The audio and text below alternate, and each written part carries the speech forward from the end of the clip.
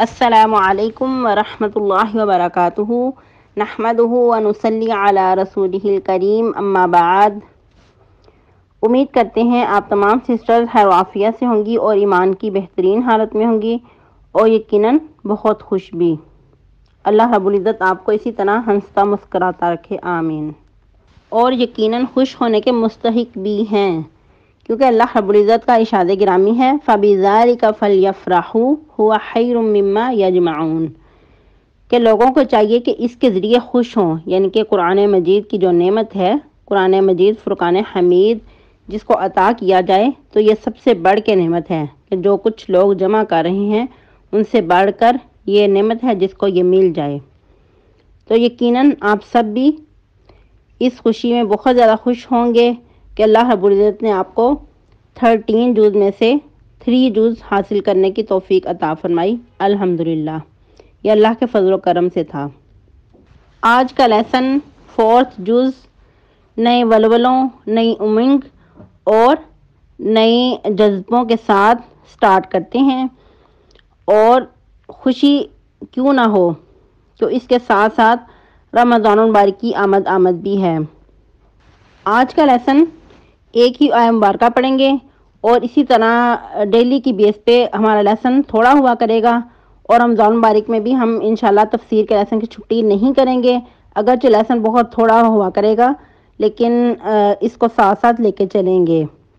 تو آئیے آج کا لیسن سٹارٹ کرتے ہیں۔ ہم لوگ سورہ آل عمران آیہ مبارکہ 91 تک تفسیر کمپلیٹ کر چکے تھے، یعنی 3rd پارہ کے اینڈ تک، اور مزید ٹرانسلیشن کا لیسن ہم نے سٹارٹ کیا تھا 4th پارے سے 2 آیہ مبارکہ پڑھی تھی، آیہ مبارکہ 92 اور 93۔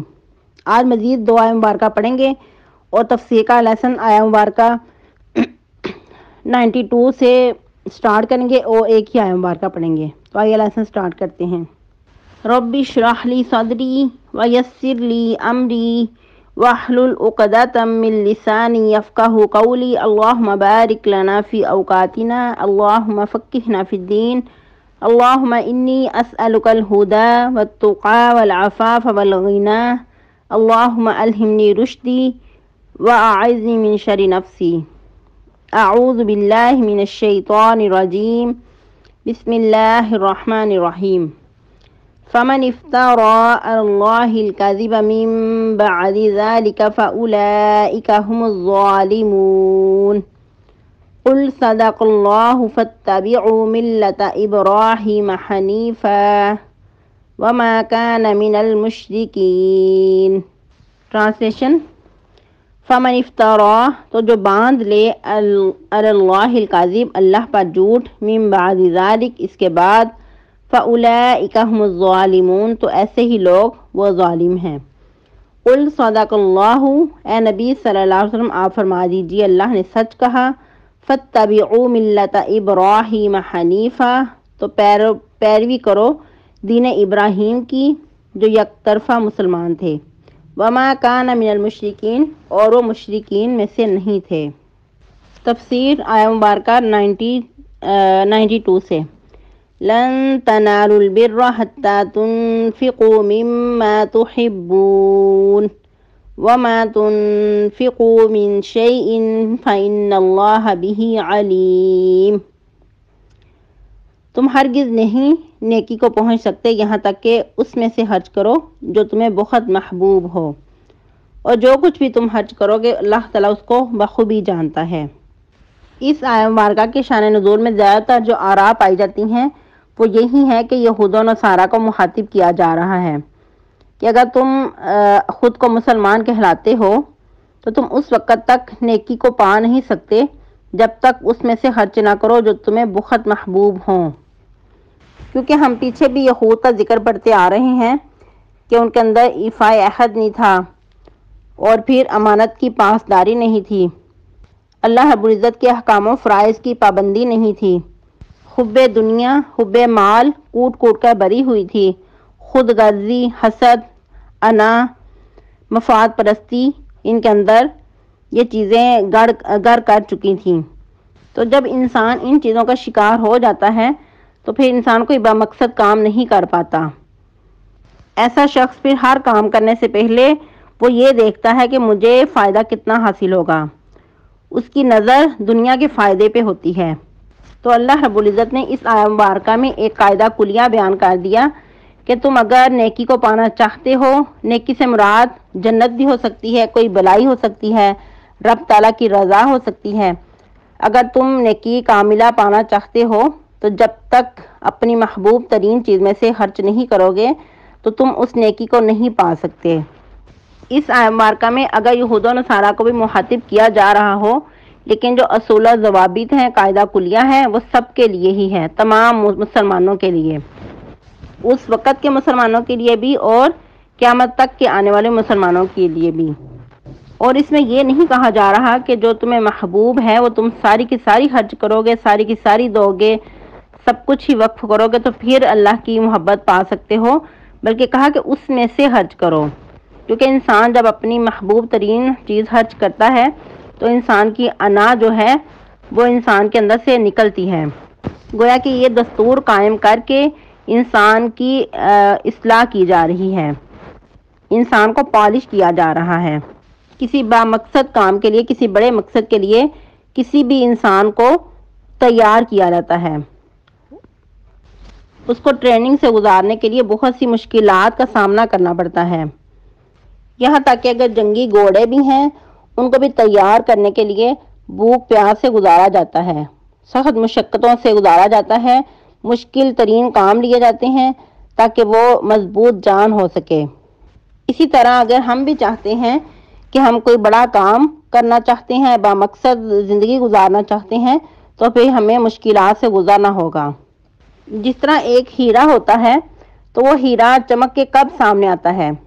دکھنے میں پہلے وہ ایک پتھر ہوتا ہے، لیکن اس کی خراش، اس کو تراش کے، اس کو بہت سارے مراحل سے گزار کے پھر وہ چمکتا ہوا ہیرا سامنے آتا ہے اور سب کی پھر آنکھوں کا تارا بن جاتا ہے، سب کو ہی وہ باتا ہے، سب کو ہی پسند ہوتا ہے، اور ہر کسی کی خواہش ہوتی ہے کہ اس پیارے سے ہیرے کو میں خرید لوں، اور سب کی نظروں میں وہ قیمتی ہو جاتا ہے، اور جو اس کا مالک ہوتا ہے وہ اس کو بہت سنبھال کے رکھتا ہے کہ کہیں وہ چوری نہ ہو جائے، کہیں وہ اس سے گم نہ ہو جائے۔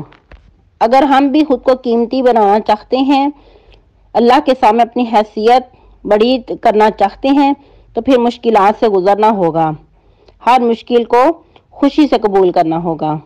وہ مشکلات اپنی صحت کی بھی ہو سکتی ہیں، اپنے گھر والوں کی طرف سے بھی ہو سکتی ہیں، اور لوگوں کی طرف سے بھی ہو سکتی ہیں، کیونکہ جب ہم کوئی بامقصد کام کے لیے نکلتے ہیں تو پھر ہو نہیں سکتا کہ لوگوں کی باتوں سے محفوظ رہیں، طرح طرح کے طعن و تشنیع کا سامنا کرنا پڑتا ہے۔ تو کامیاب اس میں وہی ہو سکتا ہے جو اس کو خوشی سے قبول کر لے اور برداشت کر لے، لیکن یہ بہت ہی بڑے جگرے اور ہمت کے کام ہیں۔ وما يلقاها الا الذين صبروا وما يلقاها الا ذو حظ عظیم، کہ سامنے کی باتوں کو خوشی سے قبول کر کے بھی اور ایک ہنسی میں انسان ٹال دے، یہ بہت بڑے جگرے کی بات ہے۔ تو آئیے اس آیت مبارکہ کی روشنی میں صحابہ کرام کی طرز عمل دیکھتے ہیں کہ انہوں نے اس آیت مبارکہ پہ کس طرح عمل کیا۔ اس میں بہت ساری روایات ملتی ہیں، تو چند ایک روایات دیکھ لیتے ہیں۔ جس طرح کہ ایک روایت کے مطابق سیدنا عمر فاروق رضی اللہ تعالی عنہ نے جب یہ آیت مبارکہ کو سنا تو انہوں نے فرمایا نبی صلی اللہ علیہ وسلم سے کہ جو میری خیبر کی زمین ہے اس کو میں اللہ کی راہ میں وقف کرنا چاہتا ہوں۔ تو آپ صلی اللہ علیہ وسلم نے فرمایا کہ اس کی اصل کو روک لو اور جو اس میں پیداوار ہو اس کو اللہ کی راہ میں خرچ کر دو، کیونکہ اس طرح کرنے سے ہر سال جو آمدنی جو اس میں سے خرچ ہوگا وہ اللہ کی راہ میں جاتا رہے گا، اور جو اصل ہے وہ اس عمر فاروق رضی اللہ تعالیٰ عنہ کے پاس رہے گی۔ تو اس طرح بھی انسان اللہ کی راہ میں اپنا مال خرچ کر سکتا ہے۔ تو سیدنا عبداللہ بن عمر رضی اللہ تعالیٰ عنہ کا طرز عمل کیا ہوا کہ ان کے پاس ایک لونڈی تھی، ایک کنیز تھی، انہوں نے اس کو اللہ کی راہ میں وقف کر دیا، یعنی کہ آزاد کر دیا۔ تو بعد میں کہا کرتے تھے کہ اگر اللہ کی راہ میں صدقہ کی ہوئی چیز اگر واپس لینے کا یعنی کہ اس میں کوئی جواز ہوتا، ایسا کرنا جائز ہوتا، تو وہ میں اپنی جو کنیز میں نے وقف کی تھی صدقہ کے لیے، اس کو آزاد کر دیا تھا، تو میں اس کو ضرور واپس لے لیتا۔ سیدنا زید بن حارثہ رضی اللہ تعالیٰ عنہ کے پاس ایک گھوڑا تھا۔ جب انہوں نے اس آیت مبارکہ کو سنا تو انہوں نے وہ گھوڑا جو تھا اس کو اللہ کی راہ میں وقف کر دیا۔ تو نبی صلی اللہ علیہ وسلم نے انہی کے بیٹے کو ان کے گھوڑے پہ سوار کر دیا۔ تو سیدنا زید بن حارثہ کے دل میں کچھ آیا کہ اس کو تو میں نے اللہ کی راہ میں وقف کیا ہے، تو آپ صلی اللہ علیہ وسلم نے میرے ہی بیٹے کو اس پہ سوار کر دیا ہے۔ تو آپ صلی اللہ علیہ وسلم نے فرمایا کہ اللہ رب العزت نے تیرا جو صدقہ تھا وہ قبول کر لیا ہے، کیونکہ ہمارا دین اسلام بہت ہی آسان اور سیدھا سادہ ہے، اس طرح کی بلا وجہ کی مشکلات ہم پہ نہیں ڈالتا۔ جس طرح کہ جن بہنوں نے جو اسٹوڈنٹس حدیث کے ہیں ان کو بخوبی اگر یاد ہو کہ ریاض الصالحین میں بھی ایک واقعہ گزرا تھا مان بن یزید کا۔ انہوں نے بھی کیا کیا تھا کہ کچھ دینار لے کے مسجد میں رکھ دیے۔ جب ان کے بیٹے نے دیکھا تو انہوں نے اٹھا لیا اپنی ضرورت کے لیے۔ تو جب ان کے والد کو پتہ چلا تو پریشان ہوئے کہ یہ دینار جو میں نے رکھے تھے اس کو میں نے صدقہ کے لیے رکھا تھا، تو آپ کے لیے نہیں رکھا تھا کہ آپ اس کو اٹھا لیں۔ جب یہ معاملہ نبی صلی اللہ علیہ وسلم کے پاس گیا تو آپ صلی اللہ علیہ وسلم نے فرمایا کہ اے مان، جس چیز کے لیے تو نے اس کو رکھا تھا صدقے کے لیے، تیرا صدقہ قبول کر لیا گیا۔ اور ان کے بیٹے سے بھی کہا کہ جس ضرورت کے لیے تو نے اس کو اٹھایا تو تیرے پہ بھی کوئی حرج نہیں ہے، تو بھی اس کو لے سکتا ہے۔ اسی طرح سیدنا ابو طلحہ رضی اللہ تعالیٰ عنہ نے جب اس آیت مبارکہ کو سنا تو انہوں نے کہا نبی صلی اللہ علیہ وسلم سے کہ اللہ کے رسول صلی اللہ علیہ وسلم، میرے مال میں سے جو بیر راحہ باغ ہے وہ مجھے سب سے زیادہ محبوب ہے۔ اور یاد رہے کہ یہ بہت زیادہ مالدار تھیں، کہ بہت زیادہ باغ تھے کھجوروں کے اسپیشلی۔ تو انہوں نے کہا کہ میں اس باغ کو اللہ کی راہ میں وقف کرنا چاہتا ہوں، اور آپ دیکھ لیں کہ آپ جہاں اس کو اللہ کے لیے لگانا چاہتے ہیں تو لگا لیں، اللہ میری طرف سے اس کو قبول کرے۔ جب نبی صلی اللہ علیہ وسلم نے سنا تو بہت خوش ہوئے اور کہا کہ یہ تو بہت ہی نفع کا بخش سودا ہے جو تو نے سودا کیا ہے۔ اور یہ باغ آپ صلی اللہ علیہ وسلم کو بھی بہت عزیز تھا۔ آپ صلی اللہ علیہ وسلم اکثر اس باغ میں جایا کرتے، اس میں سے پھل کھایا کرتے، یعنی کہ کھجوروں کے جو پھل تھے وہ کھایا کرتے، اور اس میں جو میٹھا پانی تھا یعنی کہ شیریں پانی کا چشمہ وہ بھی پیا کرتے اس میں چشمے سے، اس کنویں سے۔ تو آپ صلی اللہ علیہ وسلم بہت خوش ہوئے۔ آپ صلی اللہ علیہ وسلم نے فرمایا کہ اگر تم اپنے عزیز و اقارب میں اس کو وقف کر دو تو یہ تیرے لیے زیادہ بہتر ہے۔ تو پھر یہ فرماتے ہیں کہ میں نے اس کو نبی صلی اللہ علیہ وسلم کے حکم پہ اپنے رشتہ داروں میں تقسیم کر دیا، اور اسپیشل اس میں ذکر آتا ہے کہ جو چچا زاد تھے ان میں تقسیم کر دیا۔ تو اور بھی بہت ساری احادیث سے پتہ چلتا ہے کہ اپنے عزیز و اقارب پہ خرچ کرنا زیادہ ثواب ہے، ایک صدقے کا ثواب اور دوسرا صلہ رحمی کا ثواب، یعنی کہ دوہرا اس میں اجر ہے۔ یہ تو صحابہ کرام کا طرز عمل تھا کہ انہوں نے فوراً اس پہ عمل کیا، اور صحابہ کرام بالکل بھی دیر نہیں کیا کرتے تھے، ادھر حکم سنتے، ادھر کسی بات کی فضیلت سنتے تو فوراً اس پہ عمل کرتے، اور سب کی کوشش ہوتی کہ سب سے پہلے میں اس پہ عمل کرنے والا ہوں۔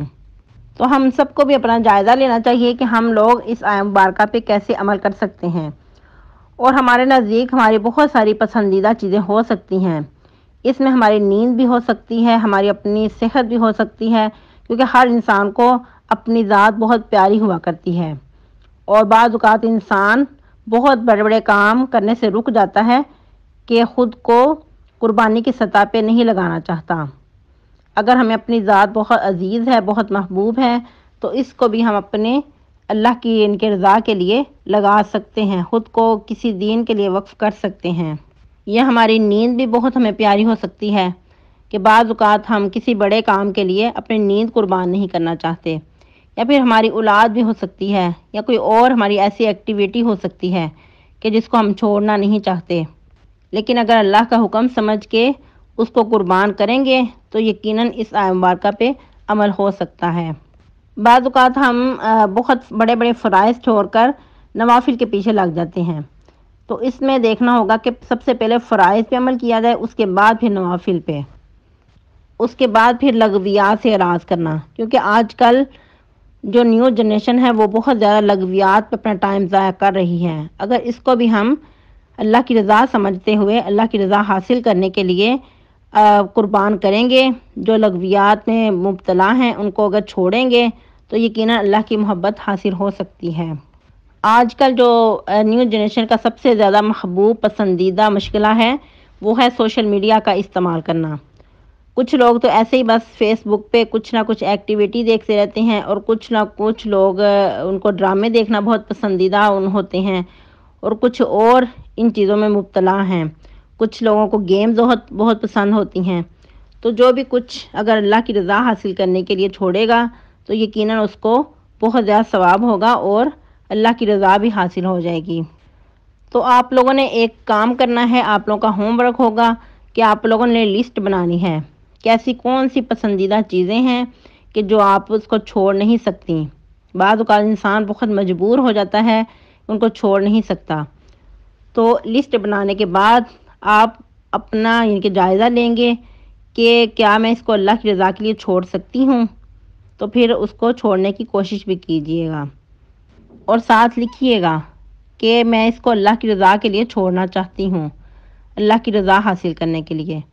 جب انسان اللہ کی رضا حاصل کرنے کے لیے، اللہ کی خوشنودی کے لیے اپنی پسندیدہ چیز چھوڑتا ہے تو یقیناً اس کو اللہ کی رضا حاصل ہوتی ہے۔ تو یقیناً ایسا شخص جب اللہ کی طرف پلٹتا ہے تو اللہ تعالیٰ بھی اس سے بہت محبت کرتے ہیں۔ اس کے ساتھ ساتھ ایک اور عملی ہوم ورک کریں گے کہ جیسا کہ بعض اوقات ہمارے پاس کچھ چیزیں پڑی ہوتی ہیں بہت دیر کی، کہ ہم نے میچنگ کے لیے کوئی سوٹ، کوئی جیولری، کوئی اس قسم کے جوتے یا کوئی بھی چیز ہماری بہت عرصہ دراز سے پڑی ہوتی ہیں، ہوتی بھی بالکل نیو، اور لیکن ہم اس کو نہ تو کسی کو دیتے ہیں اور نہ دوبارہ روز پہنی جاتی ہیں۔ تو ایسی چیزوں کو بھی آپ نکال لیں گے، اپنی الماریوں کو صاف کریں گے۔ رمضان الماری کی تیاری کے حوالے سے اسی بہانے آپ کی الماریوں کی بھی صفائی ہو جائے گی۔ تو آپ اپنی چیزیں نکال لیں اور ان کو اچھا سا پیک کریں، اور اپنی کوئی جو آپ کے کوئی قریبی ہیں ان کو دے دیں، یا کوئی آپ کی نظر میں کوئی ضرورت مند ہے تو اس کو آپ دے دیں۔ اس طرح جب آپ کریں گے تو آپ کے اندر سے یقیناً جو انسان کے اندر بعض اوقات کچھ بخل ہوتا ہے وہ نکلے گا۔ اس طرح اس آیہ مبارکہ پہ عمل بھی ہو جائے گا اور آٹومیٹکلی آپ کے گھر کی صفائی بھی ہو جائے گی، کیونکہ اس میں یہ نہیں کہا گیا کہ جو نئی چیزیں ہیں بالکل وہی آپ نکالیں، کوئی بھی چیز ہو سکتی ہے۔ یہ دیکھیں کہ جو اگر آپ کی یوزڈ چیزیں ہیں، اگر دوسروں کے کام آ سکتی ہیں تو وہ بھی آپ دے سکتے ہیں دوسروں کو، یقیناً اس میں بھی صدقے کا ثواب مل جاتا ہے۔ لیکن اس میں بھی انسان دیکھے کہ بالکل گھٹیا قسم کی چیز نہ ہو، ایسی نہ ہو کہ جو دوسروں کے لیے قابل استعمال نہ ہو۔ تو یہ ہر انسان خود دیکھ سکتا ہے، کیونکہ اللہ تعالیٰ نے ہر انسان کے اندر اچھائی اور برائی کی پہچان کا ایک الارم رکھا ہوا ہے۔ تو اللہ تعالیٰ کیا فرما رہے ہیں؟ لن تنالوا البر حتی تنفقوا مما تحبون، کہ جو تمہیں بہت پسندیدہ ہے، جو تمہیں عزیز ہے، اس میں سے خرچ کرو۔ پھر اللہ تعالیٰ فرما رہے ہیں وما تنفقوا من شیء فإن اللہ بہ علیم، جو کچھ بھی تم خرچ کرو گے اللہ تعالیٰ اس کو بخوبی جانتے ہیں۔ یعنی کہ اللہ رب العزت تو انسان کے دلوں کے حال سے بھی واقف ہیں کہ انسان کس نیت سے اور کس دل سے دوسروں کو کچھ دے رہا ہے۔ ایسا کر کے اللہ رب العزت تمہارے ہی ساتھ فائدہ کر رہے ہیں۔ اس میں انسانوں کی ہی بلائی ہے کہ انسانوں کی بلائی کے لیے اللہ تعالیٰ نے یہ احکام و مسائل نازل کیے ہیں۔ آج کے لیے اتنا ہی کافی۔ آپ لوگوں نے یہ دونوں ہوم ورک لازمی کرنے ہیں، ایک ریٹن ہوم ورک ہے، ایک آپ کا عملی ہوم ورک ہے، کہ آپ نے لسٹ بھی بنانی ہے اور اس کی روشنی میں اپنا جائزہ لینا ہے اور اس پہ عمل بھی کرنا ہے۔ اور اس کے علاوہ آپ لوگوں نے اپنی الماریوں کی صفائی کرنی ہے، اور جو چیزیں زائدہ ضرورت ہیں ان کو بھی نکالنا ہے۔ سبحان ربک رب العزت عما یصفون وسلام علی المرسلین والحمد للہ رب العالمین وصلی اللہ علی النبی۔ والسلام علیکم ورحمۃ اللہ وبرکاتہ۔